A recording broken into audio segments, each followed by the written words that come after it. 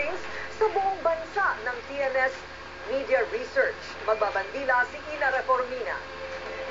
Hanggang susunod na kapamilya, ABS-CBN ngayong taunang television network sa buong bansa. Ito'y base sa survey ng TNS Media Research sa 1,200 households sa unang linggo ng Pebrero ngayong taon. 43.5% ng mga kabahayan sa buong bansa ang nakatutok sa Kapamilya Network. Mahigit 36% lang ang kompetensya. Number 1 ang Wawawi sa top 20 weekday programs. Number 1 din ang teleseryeng May Bukas Pa sa top 20 weekday part-time programs. Namamayagpag naman sa ikatlong pwesto ang TV Patrol World. Marami pang kapamilya shows na pasok sa top 20. Sa weekend holiday ratings, nangunguna ang Maalaala Mo Kaya at 4 pang ABS-CBN shows. Number 1 ang Kapamilya Network sa North Luzon, South Luzon, Visayas at Mindanao. Sa NCR, halos patas lang ang dalawang network.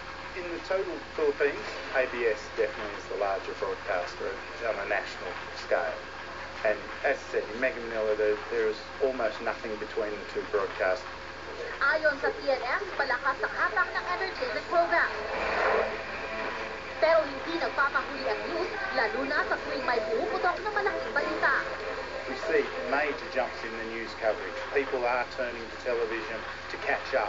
Nagpapasalamat naman ang ABS-CBN sa walang sawang suporta ng Pilipino, mapaluzon man, Visayas o Mindanao.